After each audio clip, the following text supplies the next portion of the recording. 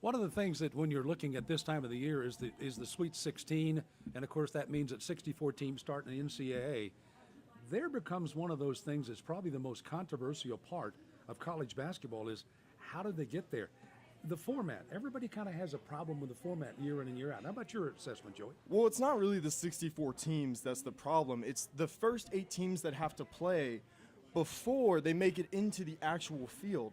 Because what happens is you have these teams, for instance, Holy Cross, Southern University, and they won their conference tournament, but what you're doing is you're not putting them in the actual field. You're taking them and you're having them play into the field of 64, which takes away the value of the conference championship game, in my opinion. For instance, tonight you have Fairleigh Dickinson and you have Florida Gulf Coast playing tonight to see who plays Carolina. Number one, they won their conference. They shouldn't have to go up against the number 1 seed because the reason you play the conference championship game is to make the tournament, to give teams who don't have, let's say, the privilege that the ACC has of playing teams that are consistently good on a regular basis that gets you the national recognition that the community focuses more on. You have teams that are 19 and 14 playing in smaller conferences, like the Sun Belt Conference, for instance, and they just have to progress. That is their way of making it in, and you're putting in these playing games. Now, Joey, from what I'm hearing here, everybody talks about 64 teams as a lot of teams.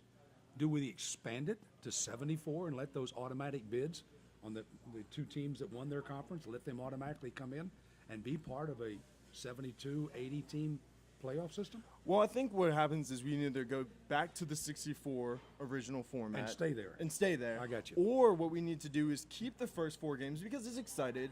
It's what the fans kind of like, the first reminiscence of the tournament.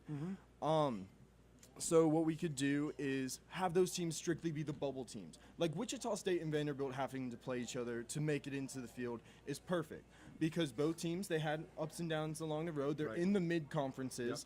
So they need this extra push a little bit to kind of push them over the edge, in my opinion.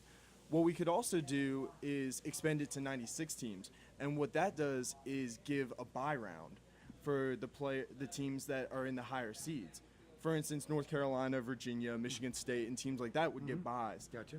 And it would expand it. And who knows? You'd have the teams from the NIT, who are all qualified teams. They just didn't make the cut just a little bit. Would get to play and keep progressing through the tournament. You know, getting buys, you earn that. And that's what the whole thing is about. Hey, this is what I earned.